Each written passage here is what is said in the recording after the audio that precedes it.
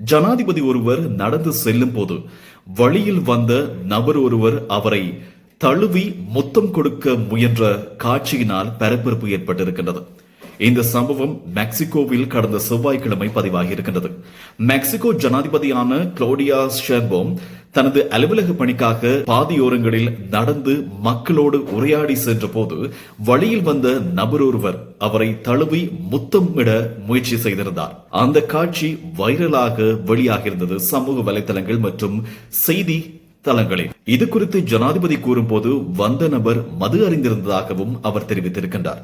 ஒரு ஜனாதிபதியாக ஒரு அதிகாரத்தில் இருக்கக்கூடிய ஒருவருக்கே ஒரு பெண்ணுக்கு இவ்வாறான சம்பவங்கள் நிகழும் போது ஏனைய பெண்களும் இவ்வாறு அதிகமாக பாதிப்படைவதற்கான வாய்ப்புகள் இருப்பதாக மெக்சிகோ ஜனாதிபதி கிளோடியா ஷெய்ன்பாம் தெரிவித்திருக்கின்றார்.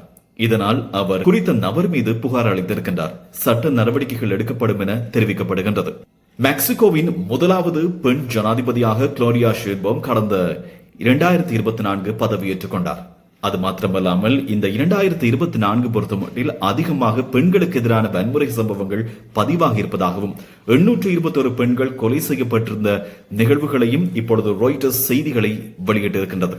இந்த செப்டம்பர் மாதத்தில் மாத்திரம் 521 பெண்கள் மெக்சிகோவிலே கொலை செய்யப்பட்டிருப்பதாகவும் இதற்கான சட்ட நடவடிக்கைகள் அத்தனையும் விரைவில் எடுக்க வேண்டிய கட்டாயத்தில் மெக்சிகோ அரசாங்கம் இருப்பதாகவும் தெரிவிக்கப்படுகின்றது. இந்த நிலையில் மெக்சிகோவில் இருக்கக்கூடிய பலர் இவ்வாறு கருத்துக்களை தெரிவித்திருக்கின்றார்கள். அதாவது ஜனாதிபதி தனக்கான பாதுகாப்பை உறுதி செய்ய வேண்டும், வெளியே செல்லும் போது பாதுகாப்பு உறுப்பினர்கள் இருக்க வேண்டும் என்பதையும் தெரிவித்திருக்கிறார்கள். இதற்கு பதிலளித்திருக்கக்கூடிய ஜனாதிபதி இவ்வாறான சில நடத்தைகள் இவ்வாறான செயற்பாடுகள் காரணமாக என்னுடைய வழக்கத்தையும் பழக்கத்தையும் நான் மாற்றிக்கொள்ளப் போவதில்லை.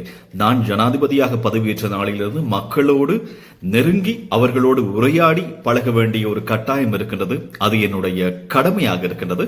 இவ்வாறான நடத்தைகள் காரணமாக என்னுடைய வழக்கத்தை நான் மாற்றிக்கொள்ளப் போவது இல்லை எனவும் அவர் தெரிவித்திருக்கின்றார்.